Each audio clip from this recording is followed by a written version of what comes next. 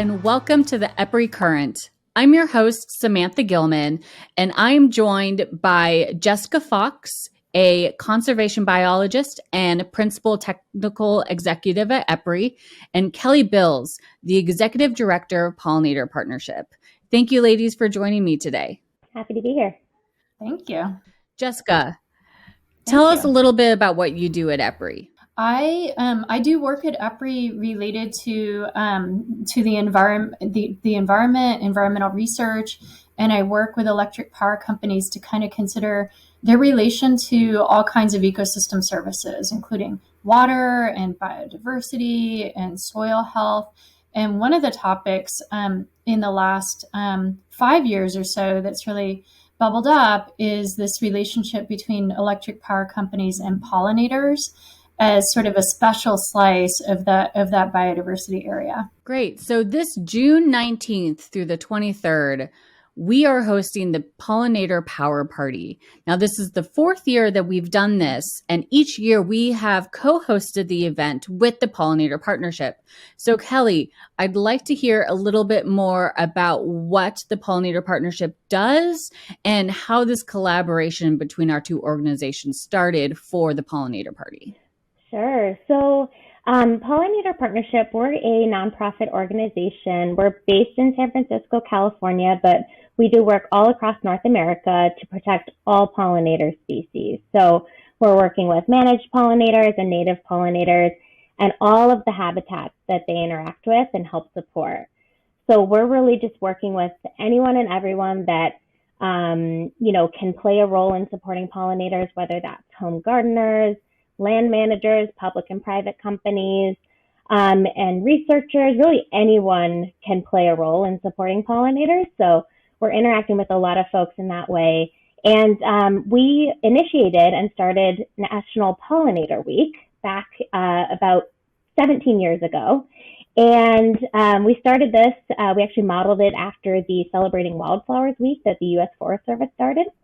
And since then, it's really just been a time to celebrate pollinators, get people to help raise awareness about the importance that they play in our ecosystems and our food security, and really just to have fun with a lot of different community and engagement activities. And the Power Party is one of those outlets, which has been so fun and really effective at engaging folks over the past few years. So Jessica, how did EPRI get involved in National Pollinator Week then?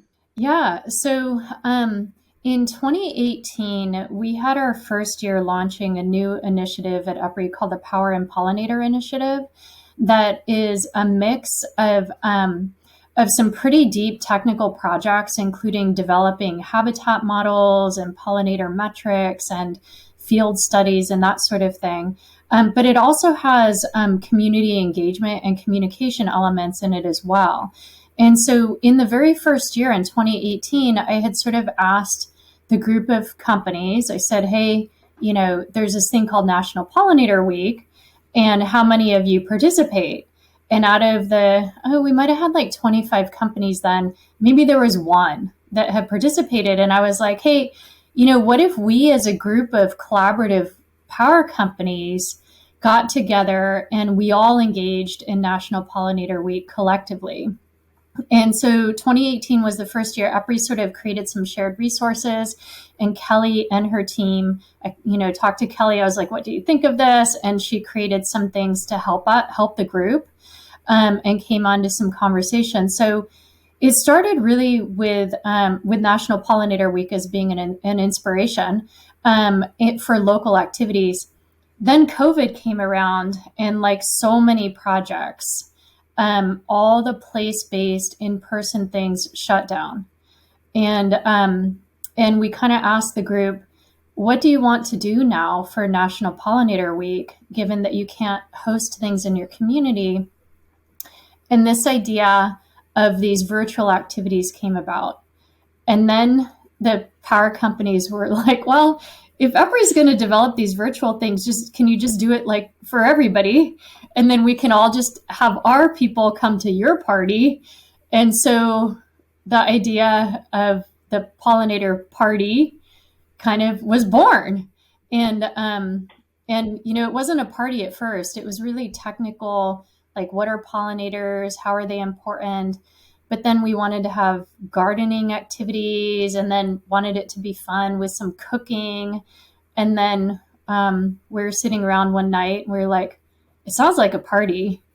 And then we're like, well, let's just call it the Pollinator Power Party. And now it's just such a popular thing.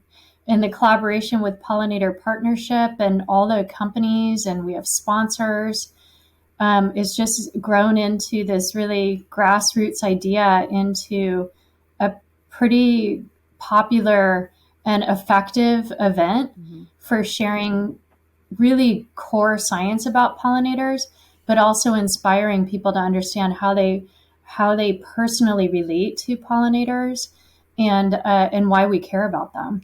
It's really taken on a life of its own. This is my 4th year working on it, and even more so the last couple years. And the reach that this party has is just incredible. And we, each day, or this year, 3 of the 5 days, we have these virtual events where we have these authors, or like you said, these chefs, gardeners talking about pollinators and our relationship with them and all these different aspects. And we all get online together and, people are chatting in the chat about, last year we did the Mythbusters, where people asked, all these crazy questions about pollinators and, are mosquitoes a pollinator? And it was so great to watch these scientists talking about pollinators and, making education and knowledge fun.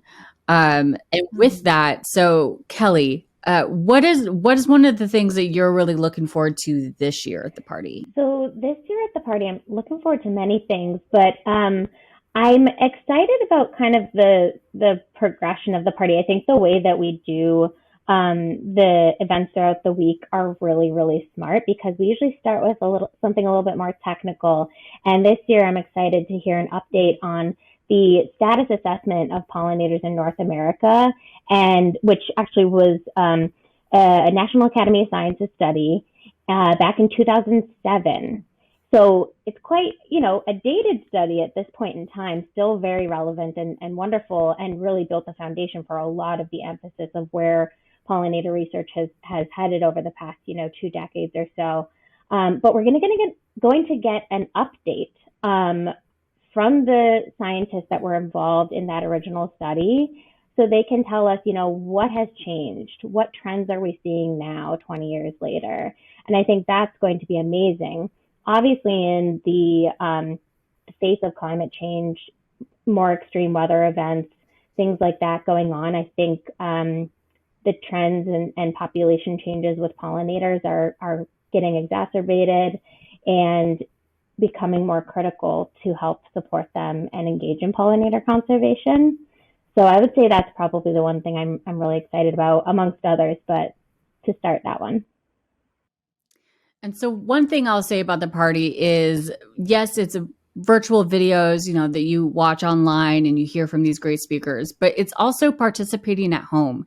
And we really encourage people to share their photos, their art, their music, their food, whatever it is, online with the hashtag #PowerInPollinators, so that we can all see what everyone is up to and really bring that community feel. Jessica, what are some of the activities that people can do this year in support of the party, and also year-round in support of their local pollinators?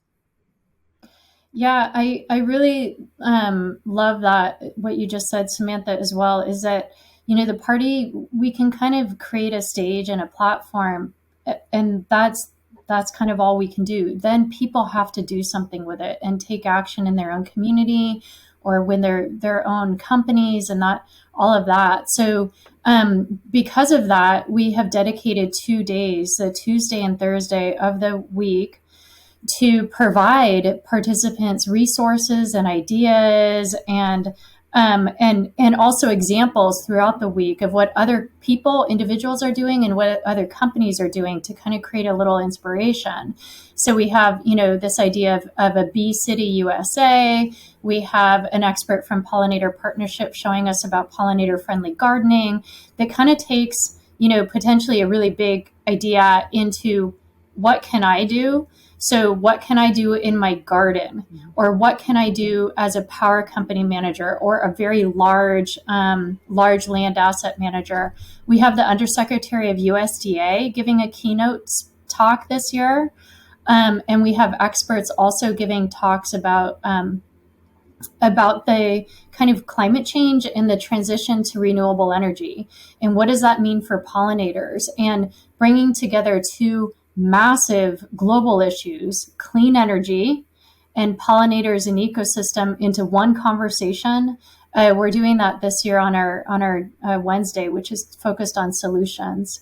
So the week sort of has a story arc talking about the status of pollinators, then Tuesday, go do in your community, Wednesday's solutions. And then when we get to Friday, we're talking about whether bees have feelings, whether bees feel, like have emotions, can get depressed, and kind of kicks off potentially the next generation of the conversation around what does that mean for implications for how we manage habitat if we start thinking about the emotions and the feelings and happiness of bees as individuals. And I want to note, you're talking about Wednesday, where we're going to be talking about sort of the intersection of the clean energy transition and conservation, and how those move forward together. I wanted to also mention with that our own EPRI president and CEO, Arshad Mansour, is going to give a keynote during that day. So we encourage you to listen in for that as well.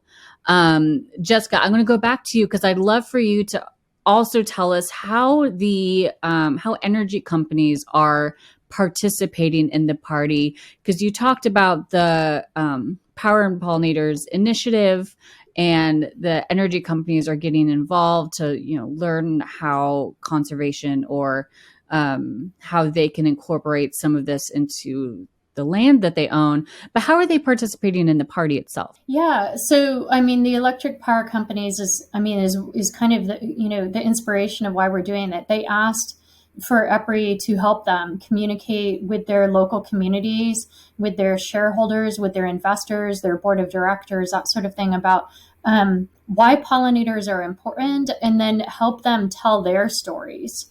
So power companies, that's one thing that I've learned, actually. Over the years, you just keep hearing these stories about a company that's doing something that they haven't communicated or put on their website or something like that.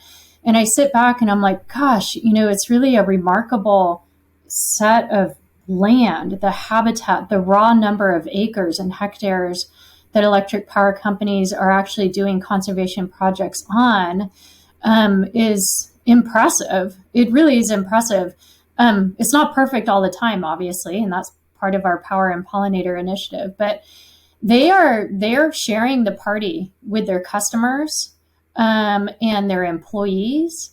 And if all the companies just share it with their employees alone, you're talking millions of people, right? Right there, and they help to elevate it on social media and get their stakeholders engaged. So.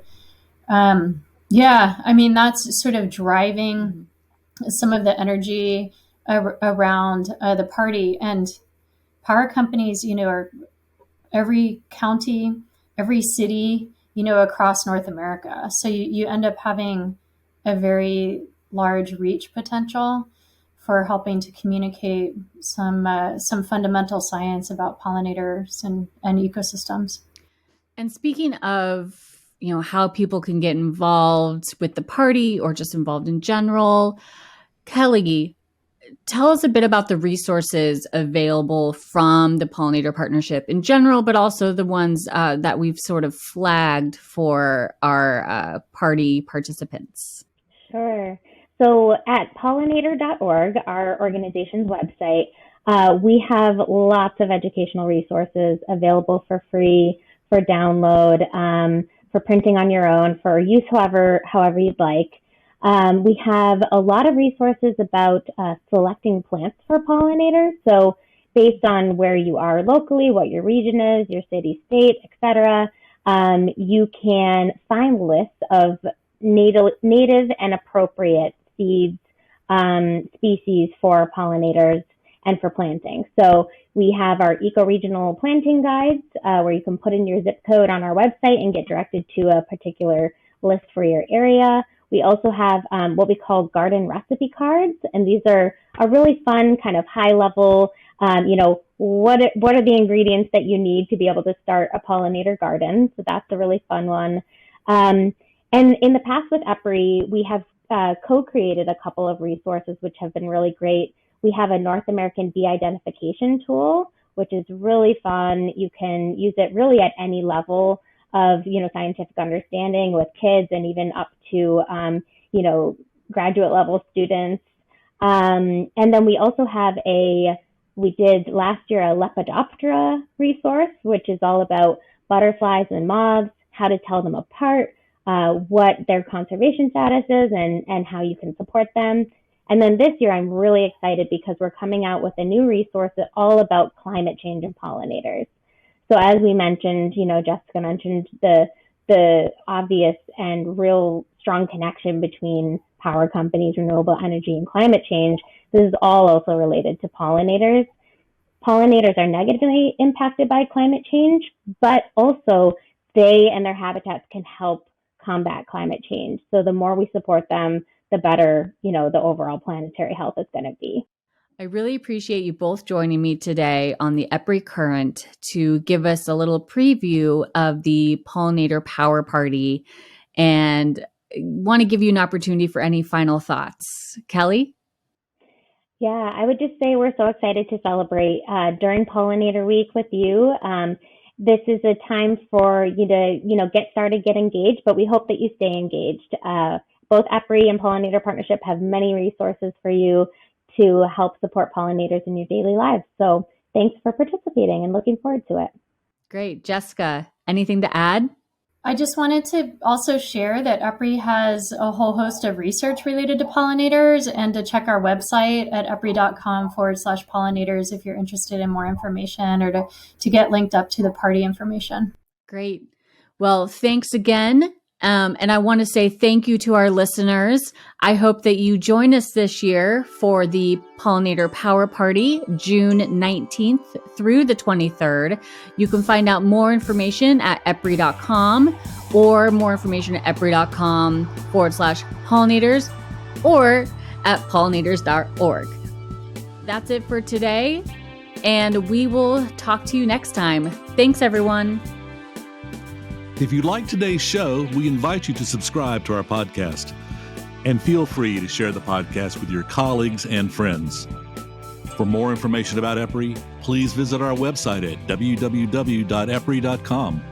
And don't forget to follow us on LinkedIn and Twitter at EPRI News. Together, we are shaping the future of energy.